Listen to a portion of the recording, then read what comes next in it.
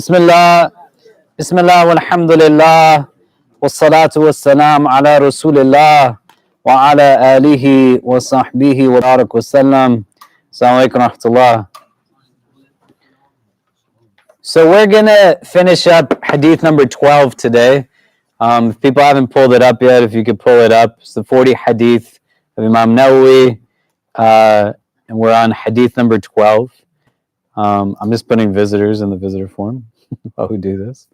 But can somebody read the Arabic, the English of the hadith? It could be either or, but also both and if you'd like it to be. Number 12. Yeah, min husn al-Islam marri. Leaving that which does not concern you. Do you want to read it? You just read half of it. So It is half of it. you might as well just read the whole thing.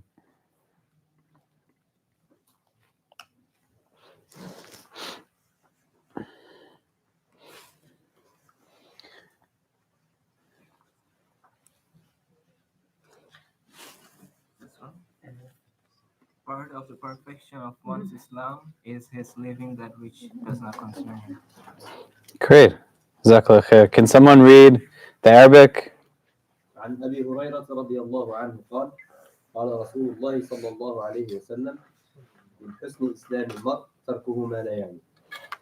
Jazakallah khair. So it's a very concise statement of the Prophet alayhi salam. We talked about it in a lot of different ways over the last few weeks. How the first part of this hadith, min husni Islam, is something that gives us an understanding that you actually have capacity to work towards gradations in the completion of your Islam. And there's modes for that to exist in different capacities and different levels. We talked about this. The Maliki jurist, Ibn Abi Zayd, rahmallah, he mentions that this hadith is one of 4 hadith that all good manners and etiquette stem from in our tradition. So the first he says, "Man kana yu'minu billahi wal yawmil akhir, falyakul khayran aw liyasmut," that whosoever believes in Allah on the last day, then let them only utter that which is good, or be al-mar'i tarkuhu ma la ya'nihi, that from the beauty of one's Islam is leaving that which does not concern them. The third is the hadith where the companion asks for advice, and the Prophet tells him, "La taghdab, la taghdab," that do not get angry, do not get angry. And the fourth is a hadith we're going to look at next week, which is hadith number 13, that talks about loving for your brother what you love for yourself, right? That not one of you will have iman until he loves for his brother what he loves for himself. And then last week we talked briefly, or 2 weeks ago, about, or maybe it was last week, I don't know, how this hadith, it also gives us an indication about the importance of how we utilize time, right? That this is a hadith that's telling us by extension that you don't want to have your time be filled with things that don't concern you because you have a limited amount of time. If you had an extended infinite amount of time, you could do with it whatever you want. But since time is not something that we can just acquire on our own and it's been allocated, right? The same way it was written that we would have this food and the people who it was made for did not have it because it was made for us, right? It's written for us like when and where we will leave from this world. May Allah make the best of our deeds, the last of our deeds, and let us not leave this world other than in a state that's most pleasing to Him. So this hadith also talks about like you should be using your time well, like put it in things that should be of a concern to you. We talked briefly about like how do we even begin to formulate why certain things concern us and other things don't. And so today we wanted to wrap this up with thinking about just what's the process through which I can actually leave something behind, because it's not that simple. Something is not of a concern to me or should not be concerned to me, and my time is populated heavily still through the engagement of that action. If I'm not in a place where I have a strategy around how it is that I can actually move away from something, right, that I'm leaving it behind, is going to just keep creeping up in my life again and again.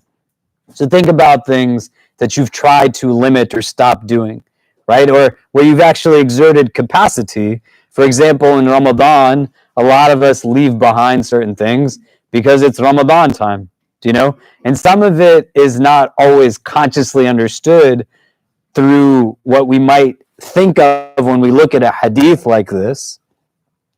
Like, for example, you might think about, oh, in Ramadan, I'm leaving behind food, I'm leaving behind drink, but I might also try my best to leave behind, like, listening to certain things or watching certain things. People say, in Ramadan, I'm not going to be on social media. In Ramadan, I'm going to be smart about kind of, X, Y, or Z things. You also, a lot of us, like leaving behind sleep in certain ways, right? We're leaving behind like certain gatherings in order to go to other gatherings. So when you're present in the masjid, it means you're absent from wherever you would have been, if not for being in the masjid. And some of that's a direct consequence of prioritizing one thing, and by default, it's going to just stem into leaving behind something. Does that make sense? So principally, there's two things we want to understand in this frame of kind of time management, self-management, and how we are kind of leaving behind things. If you don't design your life, someone else will design it for you. And why we go back to Ramadan is because that's one of the few times most of us are in a plate of heightened spiritual kind of engagement, right? Whether we're aware of it or not, it's just something that's happening. You're experiencing the consequence of actually practicing a ritual in the way that it's intended, and then it's moving forward in the acquisition of what it also intends through the perpetual engagement of an act. You didn't fast just one day, you fast the entirety of the month. It then opens up opportunities for reading Quran, acts of charity, volunteerism. You're in the masjids at night, or at least in your homes. You're breaking fast with people who kind of understand where you're coming from, eating meals together, and it's rearing you up for those last 10 nights where you're in search of Laylatul Qadr. May Allah make us from amongst those who witness it and benefit from it. But you experience it in a heightened level because you're doing actually what it's said to do, right?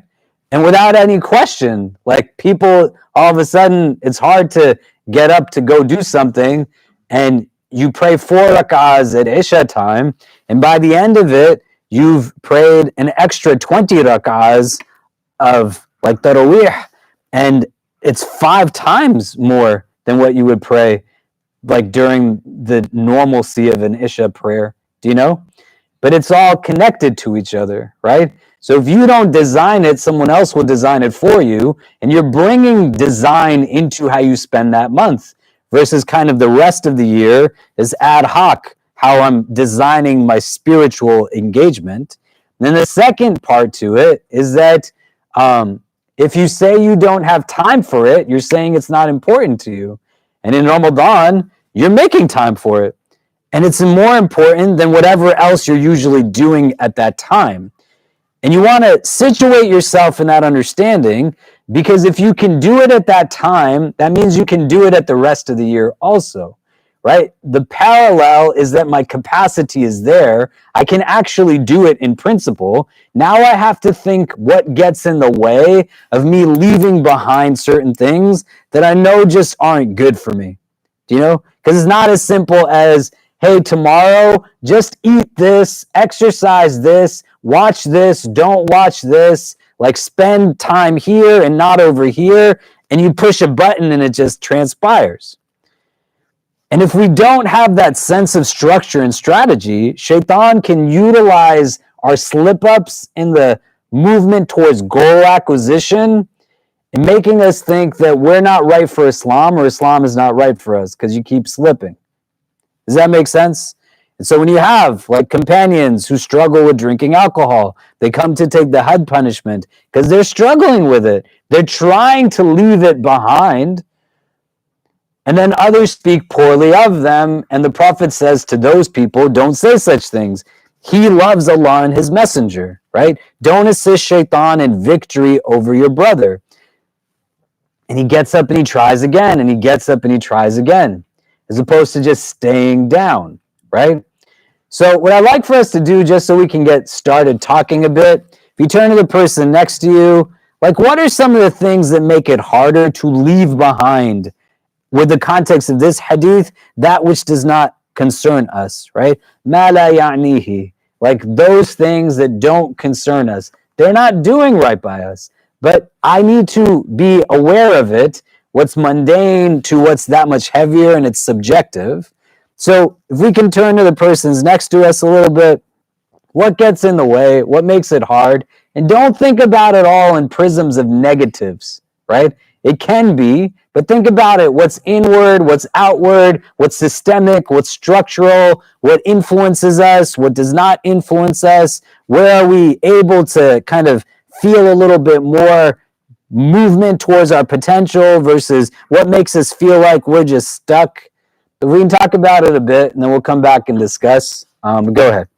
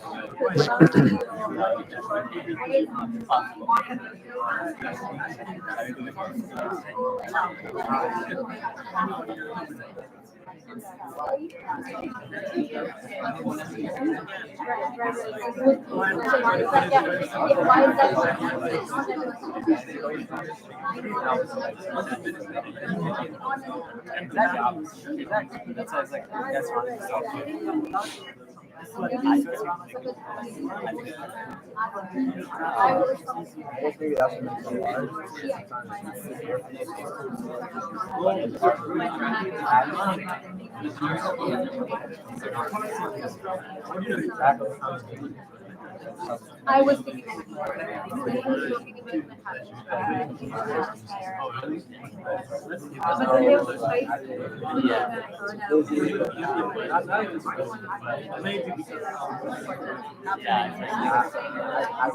I'm not that person. I'm not.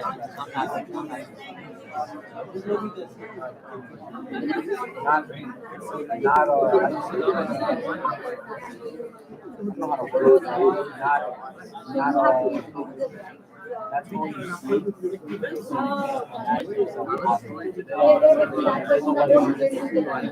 Sometimes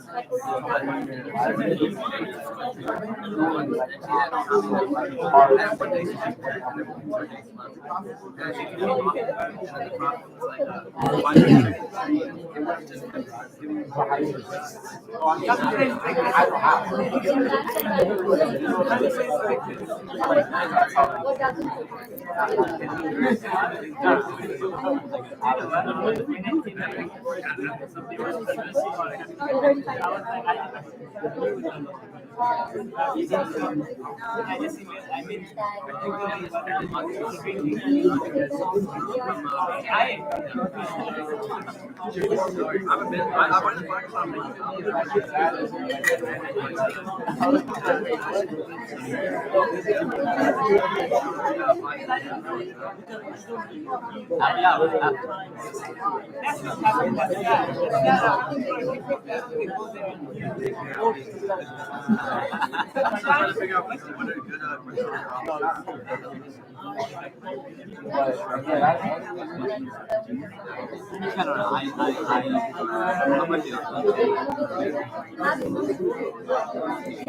gotta see change. You gotta see change to like see change.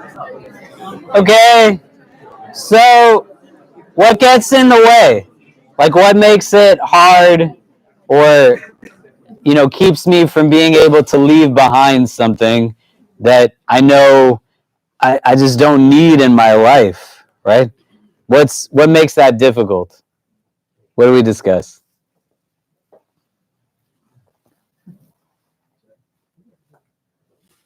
Yeah. I think what came out of our conversation was oftentimes things become a habit, and it's just hard to break out of that, especially when it pushes like that pleasure button in your brain. It's just something instinctive.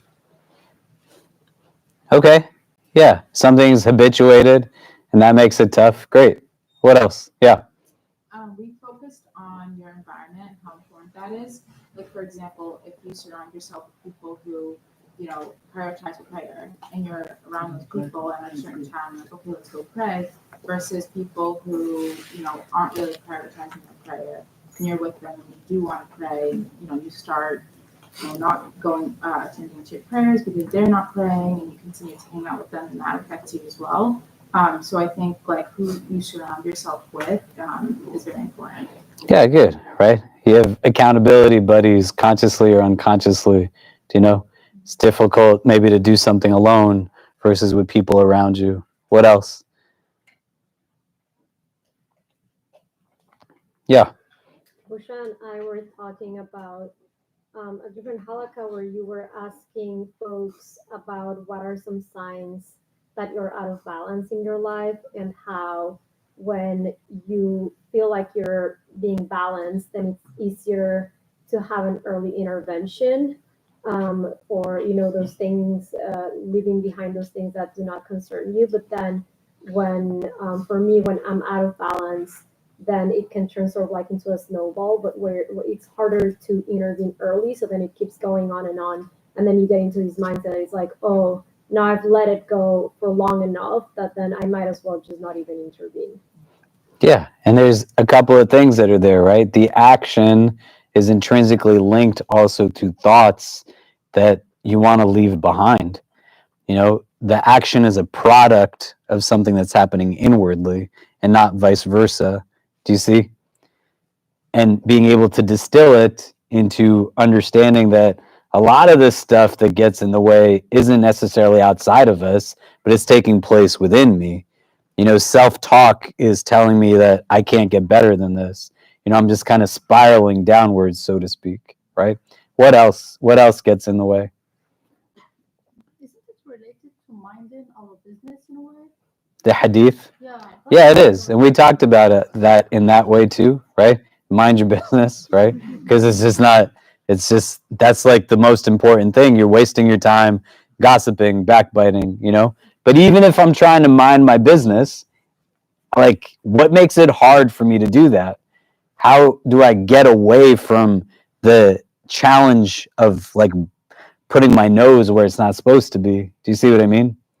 And if we can't formulate that, it creates now a difficulty, because say, God forbid, I struggle with gossiping and I'm constantly like not minding my business. And then I like showed up to this halakha. I was like, man, I got to get rid of this. But then what do? And I walk out and all I have now is the words of the hadith in my head, and shaitan can get us to do like bad through good also. Do you see? Like you can read something and make it self-deprecating to a place that what's missing is the absence of structure. And when people speak only in platitudes, it doesn't really help us. Just go do it. And then it's like, yeah, I'm going to go do it. And I get home. It's like, what do? I just did it again. Like I'm terrible at this. Maybe Allah hates me. Does that make sense?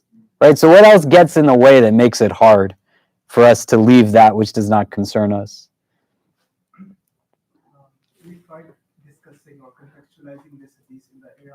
social media, where what we consume is kind of decided by the algorithms, which are designed to increase our attention on the platform and make sure that we keep watching and consuming information.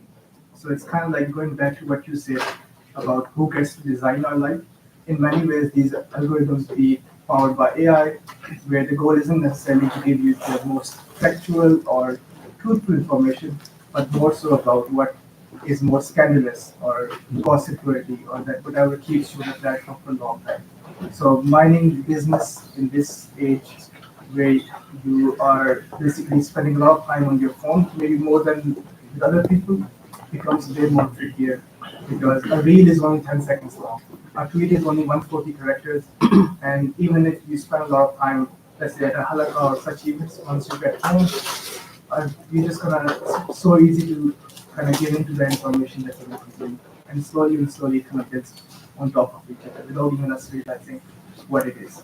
Yeah. And so you want to think about all of these things. Step number one, in order to leave behind something, you first have to identify what the thing is you're leaving behind. And that's a really hard thing to do, especially like for many of us living in this world where we're constantly put into boxes that we're bigger than, and structures and systems are built purposely to make us hate ourselves. Right? When you live in an anti-black world that idolizes the self through a prism of whiteness, it has us rooted in a place where the default is to always assume we won't be catered to and to make us feel as if we have to forego parts of ourselves in order to belong, right? It's hard, right? Hadith that tell us towards the end of time, holding on to a sunnah is going to be like holding on to a coal. That's like a very real thing. When you walk into places that you are not the majority, and even if you go to place like, you go a lot of places that Muslims are the majority, you still not feel like you belong or fit in. Do you know?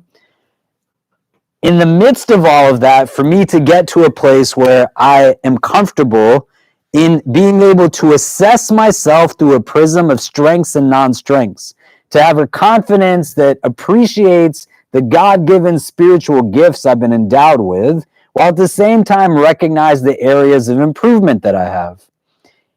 And I can tell you all right now to write down like everything about you that makes you beautiful, inwardly and outwardly, and everything about you that you dislike. And the list of dislikes would probably be much longer than the list of likes, right? May Allah make it easy for us. That's not an easy way to kind of see oneself. And building off of that frame, how many people point out what are perceived inadequacies, whether they are or not, they're constantly like in our face. And then in the midst of that, I also have to sit down and say, hold on a second, like what's the point of this stuff that I'm doing? And I constantly push back against who exactly? The opportunity to see myself as a whole person, being in a place where you recognize that you are of the ummah of Muhammad sallallahu alaihi wasallam, whose sunnah shows us that he saw what was inherently beautiful in everybody, empowered them through that, even where people sought to break people down in every way possible. The Prophet is al-Bashir, like he's giving people glad tidings, upliftment, hope. And so when people around you are terrible, put them as best as you can to the side or acknowledge that they're an obstacle in the way. And allow for yourself to then think, like, what makes it difficult for me to even acknowledge how it is that I have things that I can leave behind? And not let the thoughts get the best of you. Just starting and stopping there. Here are some of the things that I could probably do a little bit more without. Because some of us turn to devices because the offices we sit in and the classrooms we sit in, they don't let us actually belong in the ways that we belong or we'd like to. So when I'm surrounded in a place with people that I can't speak with, I open up a phone and I look for some sense of familiarity. Do you see what I mean? It's not always I'm just scrolling through stuff that is like obscene or vulgar. I'm not scrolling through obscene, vulgar stuff, by the way. just so you know, right? But just thinking about it, don't let your mind only think in that prism. And as you can distill and delineate, it'll help you to say, well, here's intentionality here, and this might be the best way for me to be using my time, but this other stuff, what's getting in the way? And then it's tougher conversations, but how much of it is rooted in what is not prophetic footsteps, but in what the Quran tells us are the footsteps of the shayateen? Like, does my own ego and arrogance get in the way? That makes me feel like I can justify not minding my own business. What part of me is getting in the way that makes it hard for me to identify and acknowledge? And it's crazy, the kind of things that people feel entitled and empowered towards doing and have no guilt or remorse whatsoever. I've sat down with lots of people who are survivors of abuse, and on the occasions that I speak to some of their abusers, some of them say, I don't think I did anything wrong. It's like, what world are you living in that you don't think that that's something that's wrong? In the same way, when you look at the Prophet ﷺ and the sincerity of his conviction, Abu Talib tells him, they want me to tell you to stop preaching this. Oh, uncle, if they put the sun in my right hand, the moon in my left hand, I still wouldn't stop this thing. And he can't deny his sincerity. He can't deny his conviction. You don't want to live in denial of the tyranny of your ego that gets in the way and tells you it's justifiable to do nonsensical things. And as much as it can be a product of people that have done wrong by us and make it hard, you got to be open to the idea also that the Hadith tells us even a mustard seed's worth of arrogance will not be given entrance into Jannah.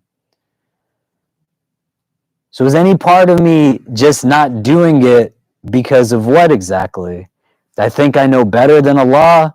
I think I know better than Allah's messenger. Am I saying something is for one reason, but in reality it's not? Is it because the person that's telling me isn't a person that I feel inclined towards any responsibility or accountability towards? I can't move away from something if I don't identify what the thing is I have to leave behind, right? All of us have areas of improvement, and this part of the hadith is still connected to the first part. It doesn't say Islam is to leave behind that which does not concern you. It says from the beauty of one's Islam, the completion, the perfection of one's Islam is to leave behind that which does not concern you. Like, you want to get it to its pinnacle, then mind your own business, right? But actually mind your business and make your business something about your own improvement and movement forward. It's not about standing still or being stuck. Does that make sense? Now, the things that we start to do as we identify it, and we can take like a very casual is the wrong word, we can think like a very mundane like subject, you know? Like, my kids love to tell me that I have, some weight that I can lose, right? And my son, especially, whether we're in public or private, he'll come and out of nowhere, he just like smacks my stomach, and then he'll say, so jiggly, and then he walks away. And, I'm like, oh, he's cute, but one day he won't be anymore. He's going to look just like me, so joke could be on him. So say I defined for myself that I want to remedy some of this. If I said to myself, the most obvious kind of answer around kind of weight increase is to look at my consumption habits, right? And identify now in the course of my day, every afternoon, I'm getting up from my desk and I'm going to eat some candy that's on the front desk where the receptionist at our office sits at the other end of the hallway. Might seem like the most obvious thing is that I should just stop eating the candy. It's happening every day. I'm consuming a lot of it. The assumption there is that I'm eating it though because of it itself. Does that make sense? And there could be any number of reasons why I'm eating this that has nothing to do with actually eating it. And if I'm not solving for what the motivation is that has an end result in the habituated act, I'm just going to fall into it because the act is a consequence of something. It's not necessarily kind of the catalyst itself. Do you get what I mean? So I might just need a break from my desk every day at around 2 p.m. when I go and eat this candy. So maybe I don't eat anything. I might need to just have some kind of normal conversation that isn't just reading emails or being in meetings and phone calls. And I just like talking to the person at the front desk. And by extension, I grab some candy. It might have to do with the food. And if I get hungry, maybe I replace it with some carrots or an apple or something. But we could go through an exhaustive list as to why I'm eating something that has nothing to do with eating it. Do you get what I mean? Does that make sense? And it's going to be harder to leave it behind because the idea isn't that you just have a button that says, now I eat it, now I do not eat it. But you have complexity. Not that it's hard to understand, but there's multiple facets that make us who it is that we are. And Shaitan wants us to do what is most hasty and instantaneous and just name it. Because through the naming of it, I've now given myself some temporary solace. But usually in the immediate is where I sometimes can conjecture in a way that has error to it. Do you see what I mean? Does that make sense? The other things that we'd want to think about within this is just what goes into the formation of something that's habituated. If I had like a whiteboard behind me, I would write out 3 different kind of prompts, right? Or 3 different, rather, segments to a formula that in the middle of it, what we have is like the act in and of itself that we're leaving behind. But on one end of it, there's going to be what triggers and catalyzes that action. And at the other end of it, it's me identifying now in more plain terms, what is it satisfying, the reward, the craving through the act? And what a lot of us try to do is just take on the act head on. But we assume that we're again just doing the act for the sake of the action. So when people come to see me and they say, I don't want to drink anymore. I don't want to smoke anymore. I don't really want to watch this stuff anymore. But it's not as simple as you just turned it on and off and that's it. The intentionality has to be something that's understood. Like, why am I turning to this thing? And if I can frame for myself an understanding of what triggers it or what is it satisfying, then the behavior that's in the middle is going to be a little bit more easy to make malleable because I know what it is that I'm chasing after as a result of it. And I know also what it is that is putting me in pursuit of it in the first place. Does that make sense? So like not every Muslim person watches pornography because of pornography.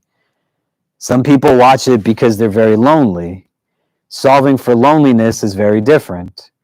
Not every person turns to substance because they just enjoy having a buzz.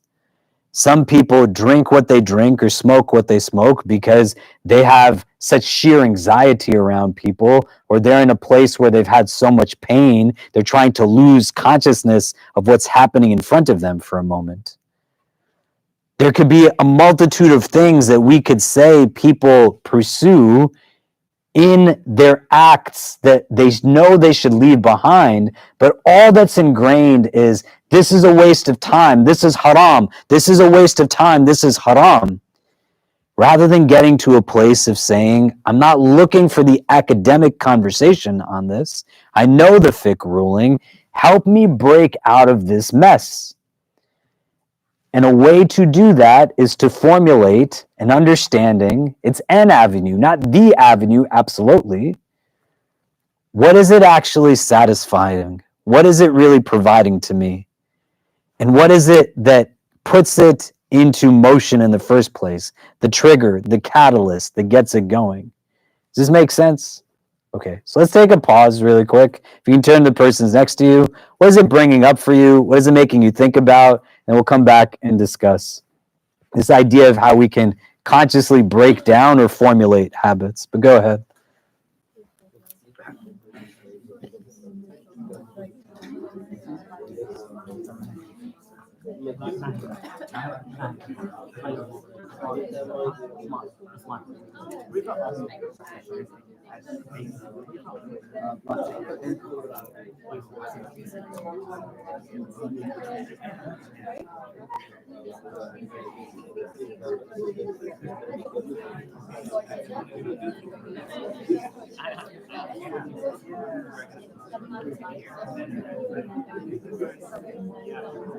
And he constantly talks to him, right? And he says he promised me, but that was his time. So you have to question. I kept on questioning. Like that's his his default is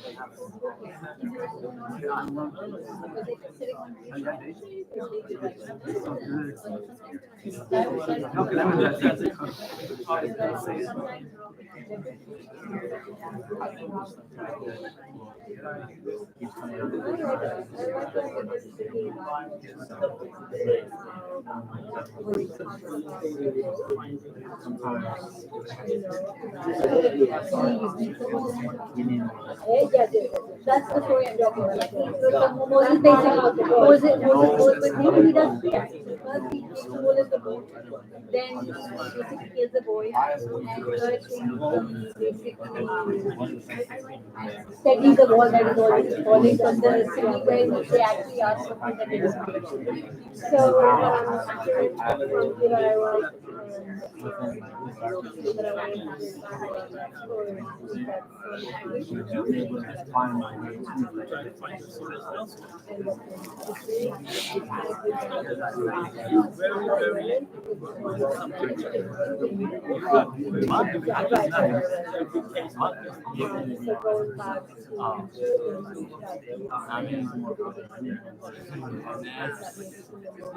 That's like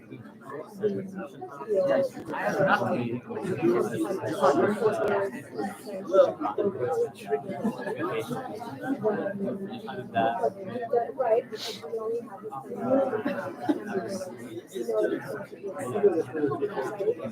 in the long run, I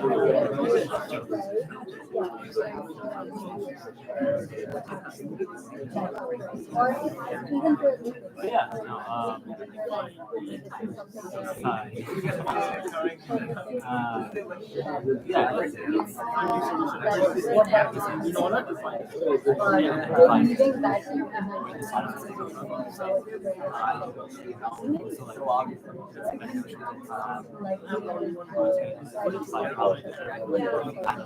like that. figure out how do I solve it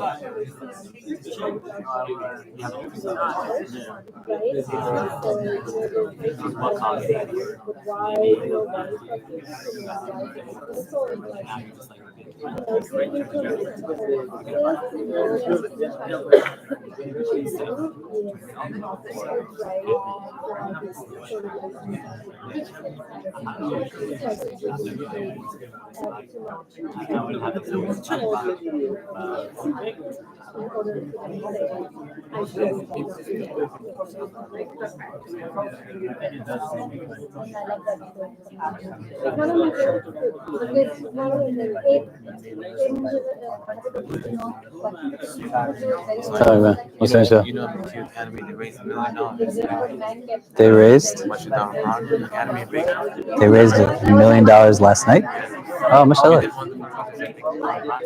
Yeah.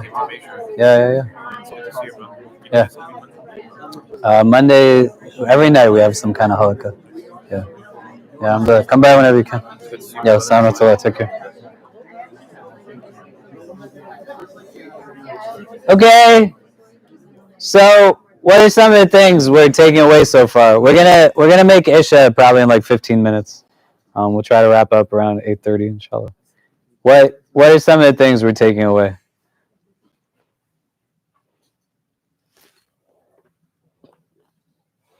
What did you talk about? Yeah.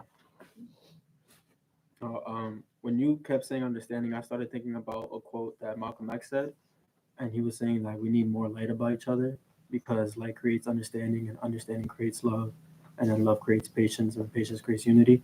And I was, instead of thinking about it with each other, well, I mean, it's good to think about it with each other, but also like within yourself, because you could apply that same logic within yourself of knowing, okay, understanding why I should leave certain things behind and what are the benefits of me leaving this thing behind for a better version of myself, you know, so you'll learn to treat yourself better, because if you know better, you do better, like they say. Yeah, and there's so much embedded in this, right? Why would I treat myself better versus poorly? And my sense of self that tells me getting to the best version of myself doesn't mean that I have to hate my current self, but I'm in a work in progress. And what's going to enable me to get from point A to point B is not going to come from me like beating down on myself, but it's come from me being in a place where there's kindness and compassion. Do you see what I mean? Right? And recognizing within that it's going to harness for me tangible change in ways that other routes just don't sustain themselves. Do you know? What else do we discuss? Yeah. So we talked about like how, we talked about how sometimes you don't have all the information, and that's why you also need to leave some things behind, like the story from Surah Kaf about the Prophet Moses constantly asking the man, and he's like, "You promised me that you will not ask me any questions on 3 things that he did," and he eventually did answer them, and all those 3 things were leading towards something better. So sometimes you have to leave things because you don't have the whole information on things. Yeah. And think about all the hadith that we're reading in relation to each other, right? Da'ma yuribuk ila ma la yuribuk. Leave that which causes doubt for that which does not cause doubt, right? That's where it is. Like you have certitude in one area and doubt in the other. So leave that which is doubtful for that which is not doubtful. Do you see what I mean? Yeah. What else? What else do we discuss? Yeah. Actually, I'm still stuck in the previous point regarding how to determine if this situation I have to be involved or not. Because the situation itself maybe has many perspectives, and every person has his own perspective. Like X person, oh, I have to be involved. Y person, no, it's not my business. So this is a big issue, how to rate on this issue. Yeah. Or, on the other hand, if I be involved in situation, but in reality I shouldn't be involved, how is going my situation? Over my intention or? Well, it depends, right? Allah knows best. I mean, none of us can tell us how Allah will judge in certain ways, but being open to the idea that I got it wrong, do you know? And we have understandings in our tradition, for example, you know, when the mujtahid engages text and yields the correct answer, like there's 2 rewards. And when they exert effort and it doesn't yield the correct answer, there's still ajr, there's still a reward in it, but there's like a struggle. That intentionality is still rooted in a sincere pursuit of an answer that they haven't assumed already, right? So there's a difference between saying, I butted in and I'm open to the idea that I might have made a mistake versus I butted in and I've never actually admitted that I've done something wrong in my life. Do you know? And if it's hard for us to admit that we do things that are wrong, not categorically, right? Like you could walk onto the subway and bump somebody and say, I'm sorry. Because what's the likelihood in New York City you're going to ever meet that person ever again, right? Very minimal. I'm saying the people you spend the most time with in your life, you know, like I have children, I'm married, alhamdulillah. How often do I apologize to my kids? How often did like adults in your life apologize to you? How is it fundamentally possible that you can share space with another human being for that much time and never do anything that you could say sorry for? Do you know? So not thinking about the scenario that validates that, like, oh, I did say sorry to someone. It's not the same if you said sorry to the stranger on the subway because you bumped them a little bit. When you go home and there's somebody who you have more power over in your home setting, how often are you apologizing to that person? The Prophet ﷺ, he made istighfar multiple times in a day. He just did. What is he seeking forgiveness for? And the best of creation with the best of hearts is turning to Allah and saying, I'm sorry. You say sorry to your loved ones. Like, that's the sunnah. You apologize to your loved ones. So the nuance in this is, are you open to hearing from somebody that you need to mind your own business, right? And there is nuance there. There's not a cookie cutter answer that just because we're related to each other in this way, I'm older than you, I'm younger than you, we're friends, this and that. It has specificity. To have people that you can talk to engage in strategy is going to be important. Do you know? And outcomes that are identifiable so that the goal is not the tweaking of my ego, that I'm going to be the one that kind of remedies the situation. Because what if I'm not the best person to be involved given the way that someone perceives me in their own kind of subjective way? Does that make sense? And all of us are connected, like, to the, like, we're all of me is connected to the rest of me. So I can't, like, mute the idea that what I did to you yesterday might be what's preventing you from hearing me today, when what I have to say is really important to you.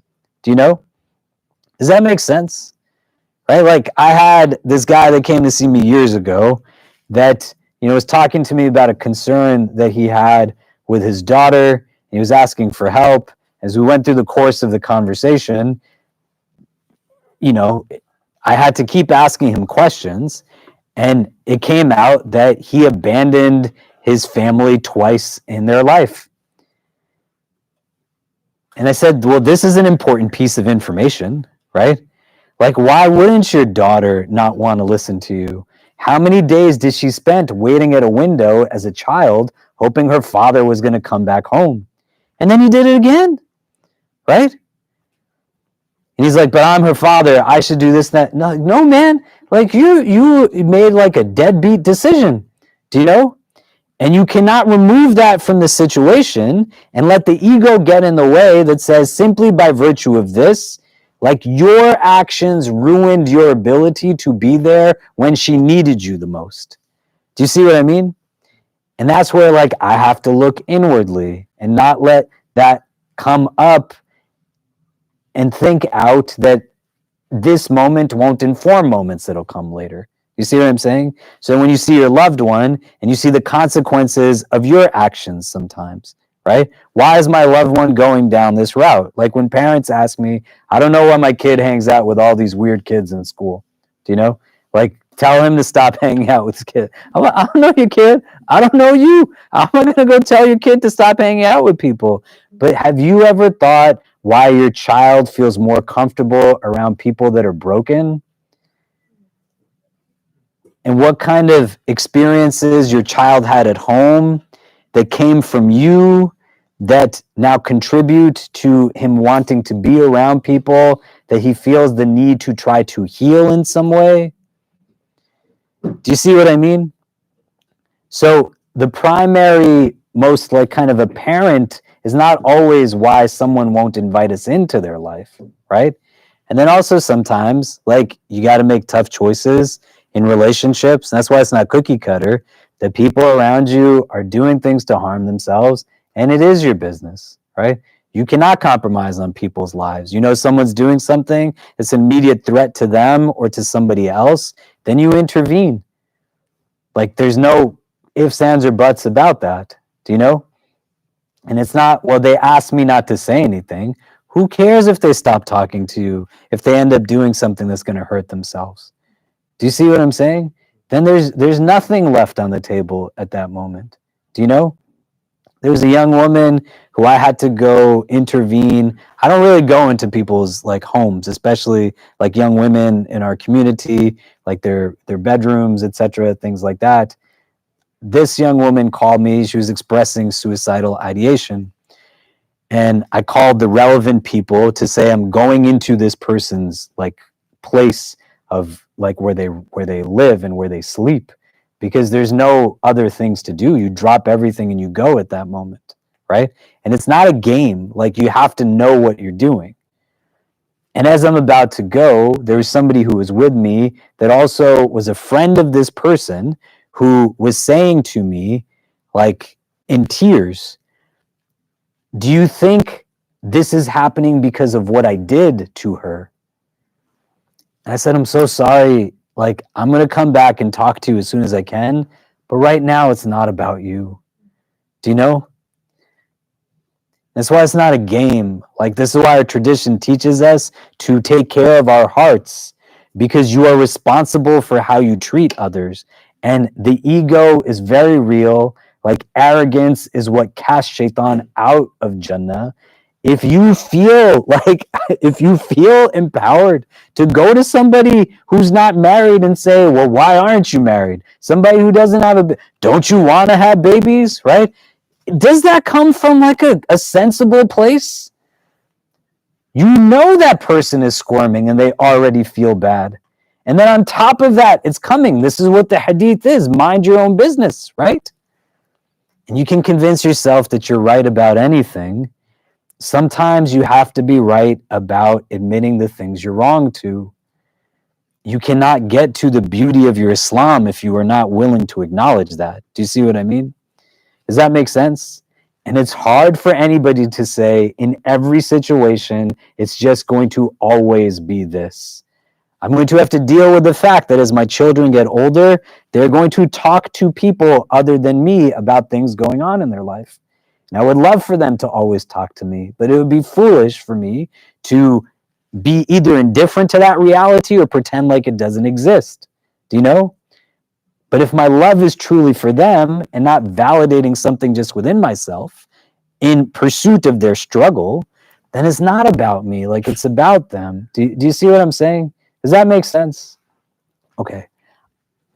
I'm going to take a pause because I know I just said a lot of different things.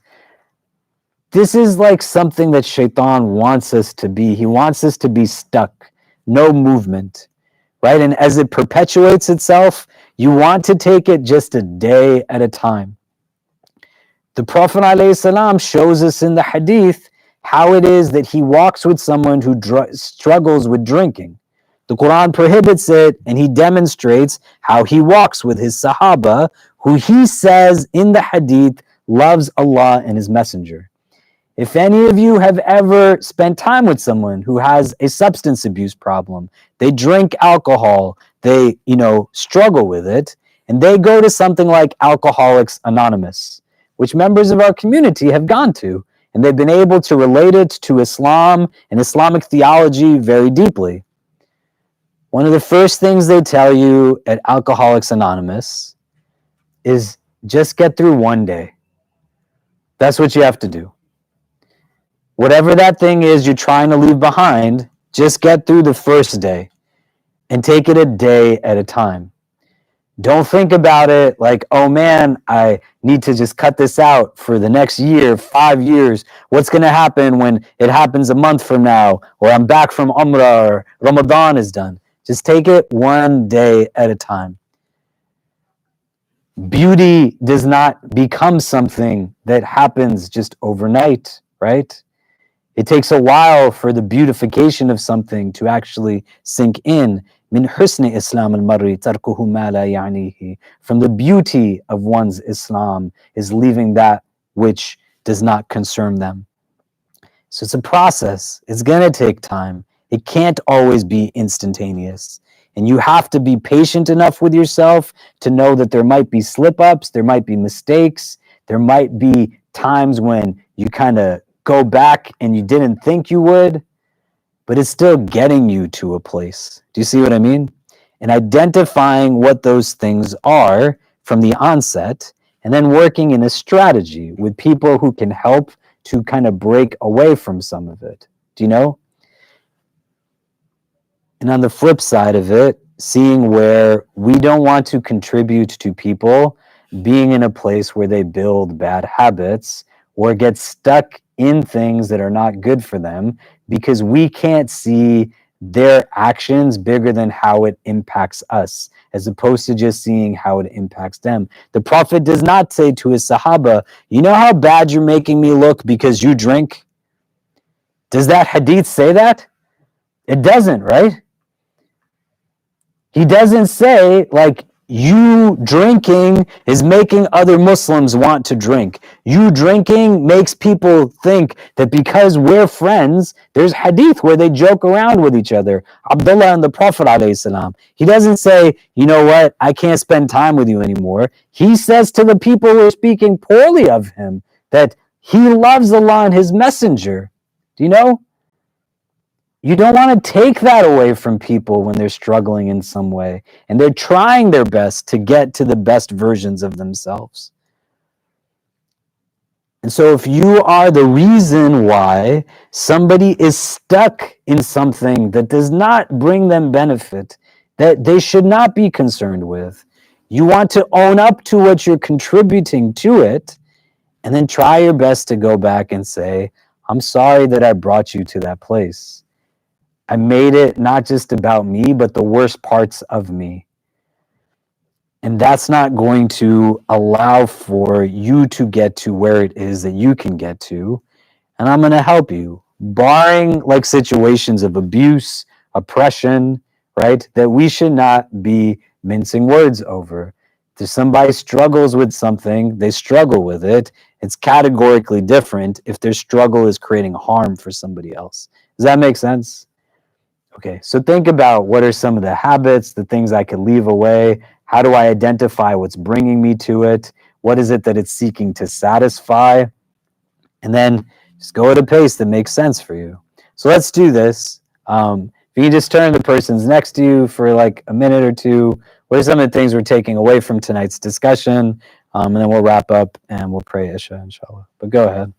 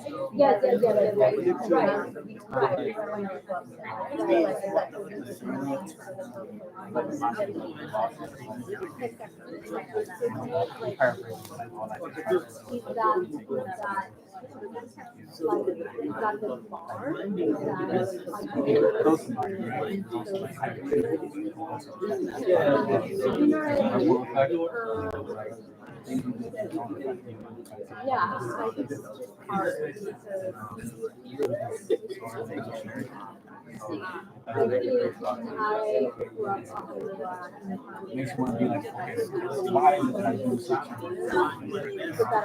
Really be honest with myself. I just like, oh, go back to learning. Why do I feel the need to like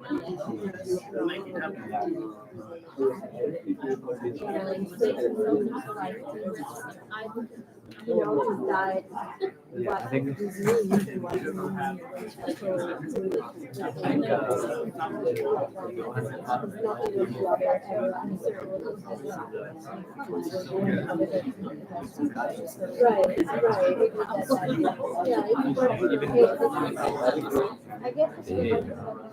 this person did me wrong. So now I have to do that.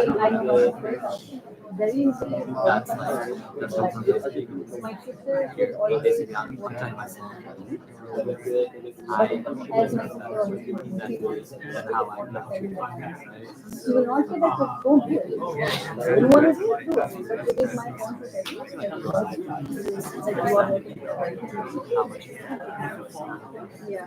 So according to that, that's the way that she works, but she will express that this is what you have done to you. In the one, how to make this. That's the thing, right? Like if I can see you doing that, sorry, it's the thing. If she doesn't have that into a world, yeah, that's absolutely that's what we said as well, right? Yeah. It's like my sisters are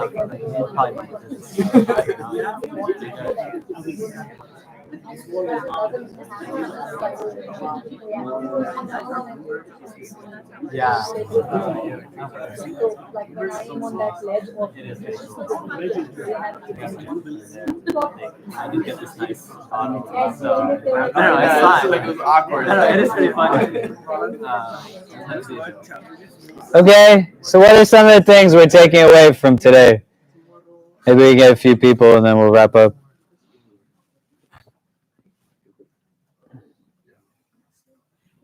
sometimes it's very difficult to know where the boundary is of what you need to let go, and it sometimes depends on how close you are to someone. That's the thing, right? Like if somebody comes to you out of the blue and says, I do this, but you have no context to their life, then you have a boundary. But when you know context of those things, so it ties back to my previous comment on how much information you have to a thing. Yeah, and that can also vary. Things can fluctuate different times and places. Ethics are situational in our tradition. They're not just always absolute, and just being able to kind of read the room, so to speak.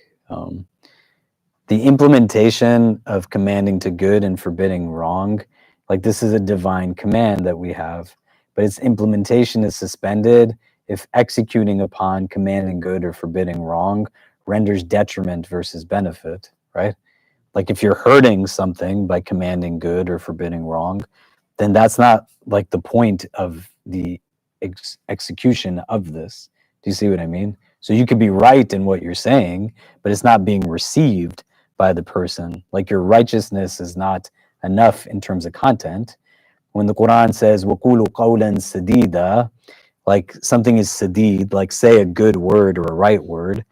Sadid is like when an arrow hits a bullseye, right? Like the word is right and it's accurate, but also the timing makes sense, right? This is what something is when it's righteous, it's salih, like the words are right and the time is right for it too.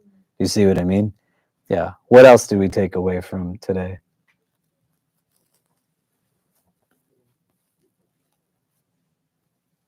This process requires a lot of emotional regulation. Mm-hmm. It's not always readily available in every moment, depending on how much stress level or how much stress we have in our lives. So we just have to give ourselves grace. Yeah. And you just go at a pace that makes sense for you, right? And this is like what it is, do you know? And the Prophet's words are remarkable, alayhi salam. So again, he's saying, min husni Islam al-marri tarkuhu ma la ya'nihi, that from the completion of one's Islam, right? Like you're moving forward in that way.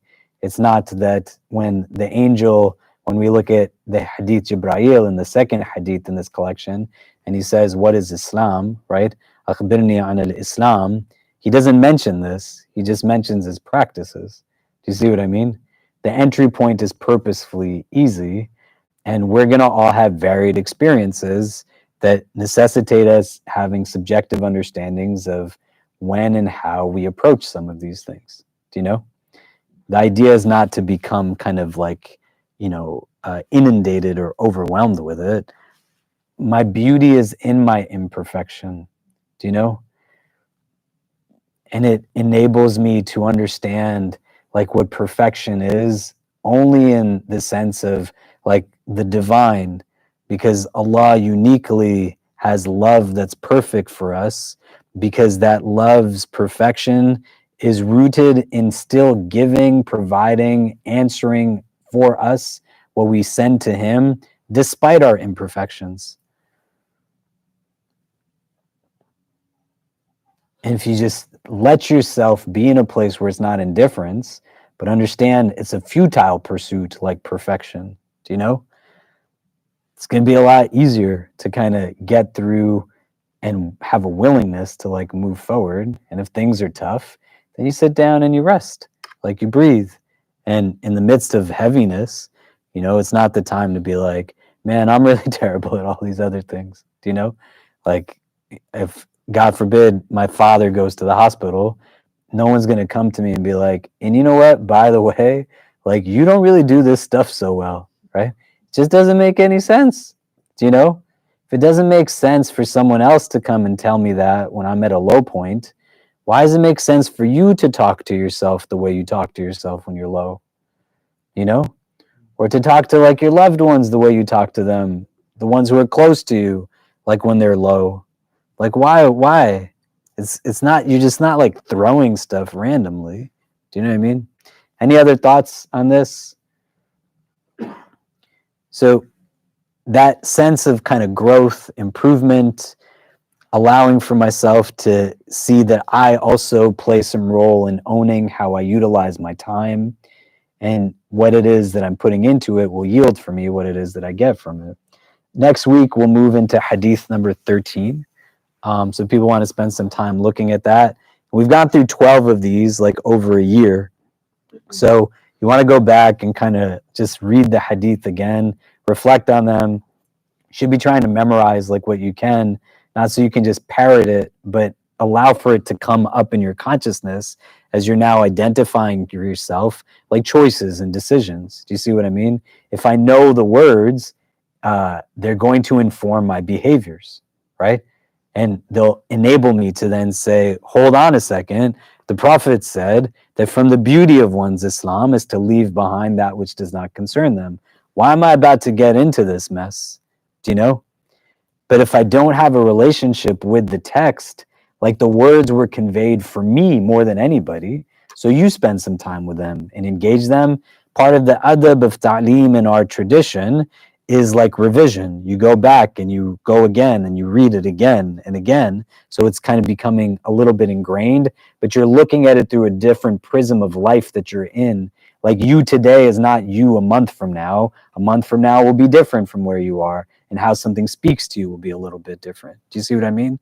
So go back and look at some of those, see how they connect to each other. Why is Imam Nawawi putting them in this order particularly? How do we start to understand like kind of a sense of connection within these hadith as we're getting closer to, you know, the end of the book? We're still on Hadith 13 and there's 42 in the Hadith book, but we'll get through as many of them as we can. A couple of other things this week. We have a lot of stuff going on. On Friday, our professionals group is having a fall like social meetup. I think last week they did a meetup for people in tech, right? Did any of you go to that? I heard it went pretty well. Did it go well? It was awesome or awful? No, awesome. Awesome? Oh, okay. I don't know. You can say it was awful too. I don't know. I wasn't there, right? But yeah, so we're going to start getting people together by industry for various reasons, but also just kind of more generally. So come to that if you can on Friday. On Saturday, we're doing something with Pillars of Peace, which is a domestic violence agency that was started out of our community on healthy relationships. And that's going to be on Saturday. You should try to come to that also, just because we can always learn how to kind of improve and be open to the idea that like I'm either on the receiving end of unhealthiness or I'm bringing unhealthiness into something. Do you know what I mean? Or at the very least, if I'm not in either of those, I can learn and indicators and signs of something that are unhealthy.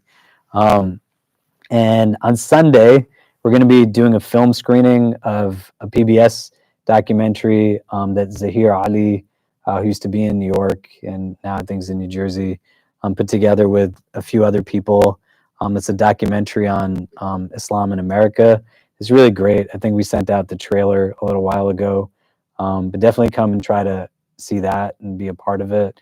And also just as we're getting now into October, election cycle in November, anniversary of October 7th and everything in between, you want to preemptively like gauge what might be exhausting weeks from now. That doesn't have to be, because you're replenishing at times that are not so stressful, and coming to these spaces where there'll be other people who you can just kind of be with. And it's not that I'm at my wit's end and I have to go to it, but I'm strategically kind of in places that'll energize me in advance of what might be a stressful circumstance. Does that make sense? So when somebody says like, why are you guys doing so much stuff? It's so that you all have stuff to come to, and not when like things are only heavy, but we can meet the heaviness a little bit differently, because when we're not feeling as heavy, we're still doing things to ensure that we're feeling replenished in every sense of the word, right? And you might be good and not have to come, but if you come, somebody else might get that replenishment from your presence. Do you see what I mean? So try to come to as much of it as you can. And there's other stuff that we'll have coming up. I think next Friday, not this Friday, Ustad Amjad Tarsin, who's from Al-Maqasid Seminary Institute, rather, is going to come for Jummah, and then on Friday evening do like a halaqah and a book talk on a book that he's just written. You should definitely kind of just break that into your calendar and be here, because that'll be a really beneficial conversation, inshallah. That'll be next Friday, and we'll send out more information on that as well.